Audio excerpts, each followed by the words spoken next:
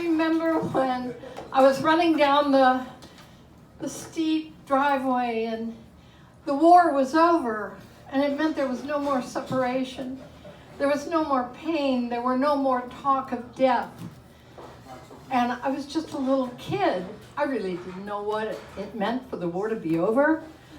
Nor did I know that in 12 years I would find myself in Germany, walking around undetonated bombs. I was talking to people post-war, and it all seemed like a big nightmare. And now, with the Ukrainian situation, I feel once more we're in the midst of a nightmare. This can't be true. But nevertheless, what was interesting is when I was in Germany, I was only, a young kid. I mean, I was like in my 20s, but there were Russian tanks, and they were all pointed at Germany, right where I was. And I had to take my 9-month-old baby, and I had to dress in German clothes, and I had to speak German, and I had to be 1 hour away from going to Paris because I knew I couldn't stay in Germany. And so much of this is life experience that some of us have, some of us never have. But for me, what I love is that over my lifetime, I've moved 35 times. I've lived in 60 places that were rented spaces. And you know what? Jesus had no place to put his head. And consequently, I follow. And I know everything's going to work out okay. But the most important part of all is the fact that in my lifetime, many things have happened with this wonderful theme, She Made It Happen. Well, I'll tell you what. I had dreams when I was 15. I wanted to be an artist. And I had a teacher who shamed me in front of the entire crowd. And everyone laughed at me, and I never picked up a paintbrush for 20 years. But guess what?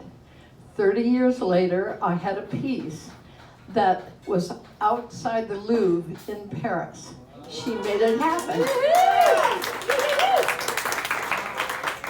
And then when I was 35, I said to myself, oh my God, I'm going to be an empty nester. My kids are going to go away. And so I adopted a little girl who'd been in 4 homes in 4.5 years because I'd moved how many times? And so I said, this will work. And I gave her 16 years of stability. And you know what? She was deaf. Can you imagine living in a situation where 1 minute you're in one home and then you're in another home and you don't know where you are or where home is? So many things happen to women, ups and downs. And yet, now it isn't just I make it happen, we make it happen. I was doing cruises, and I was doing art therapy on cruises, and this incredibly handsome guy walked up. And I thought, oh my, I had been single for 3 years. And when you're on a cruise, then nobody can jump ship. So consequently, I had a captive audience. And we talked, and we got to know each other. And you know what? Then he was East Coast, I was West Coast. And then we started emailing, and then we got engaged, and then we got married, and so now we do stuff together. What do we do? Well, he's an expert with electronics. So when COVID came, we had been in the midst of doing creative journaling for cancer, and we had been doing children's art classes. And he made a very small booth in our cabin. We live on a mountain. And guess what? I became Zumarella. And then what happened was we got to a place where we noticed that there were people who were ill with COVID, but they didn't get better. There's an entire section of our society, in fact it's about 48%, who have COVID but don't get better. They have fatigue, they have brain fog, they can't breathe properly. And worst of all, their families and their co-workers and even their doctors don't acknowledge that they're ill. And so we designed a program to honor them. And guess what?